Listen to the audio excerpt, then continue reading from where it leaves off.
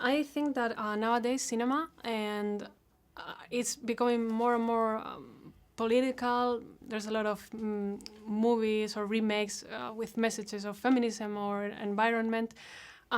So for me, it was like a surprise to find that Cats is just pure entertainment. Was it tempting for you taking the idea of Cats and transforming it into something else? Yeah, I mean, I'm thank you for saying that I've transformed it into pure entertainment. That's good news.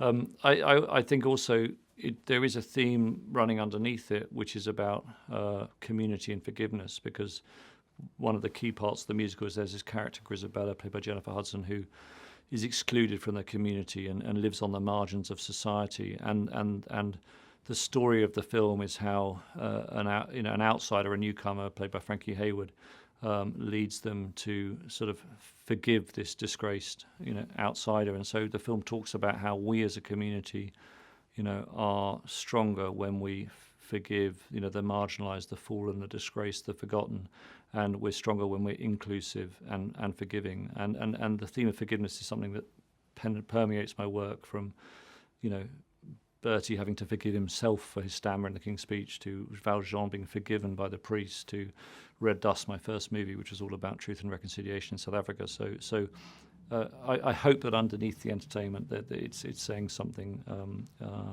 about the power of community. So I've read that the first stage version was described as misogynist. Oh, really? Wow. Yeah, because there's theories Yeah. pointing out that Grisabella is a sex worker that is outcasted for being a sex worker. Yeah. And also that there's not enough female characters, Yeah. but in this version you changed Judi Dench's characters to be a woman. So was this important for you? It was very important to me, because I thought the idea that the god of cats should be a man was pretty outdated and patriarchal, and the god of cats should be a woman, and not only that, it should be Dame Judi Dench. And also the Ian's character, he talks about old productions and how theater is not what it used to be. And that made me think a lot about Martin Scorsese's words about Marvel not being real cinema. So I want to know your opinion on this kind of fight between fantasy and realistic fiction. I think Gus is sort of also capturing that sense of someone at the end of their career not accepting the new. So it's a play on a certain type of kind of person coming to the end of their career and how they might be.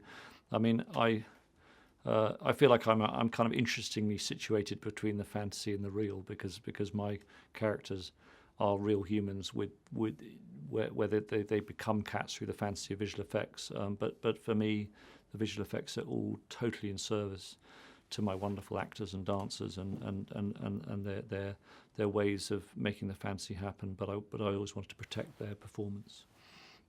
You can have one more, gone.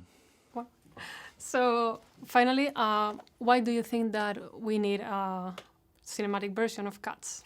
I think because you've got to remember that even though the musical has been seen by a crazy 70 million people, access to musical theatre is quite limited in many countries. And because I fell in love with this when I was 8 years old, the idea that a bigger audience could see it, and beyond those who can afford to go to the theatre or who live in towns near theatres, that seems to be a great thing to do.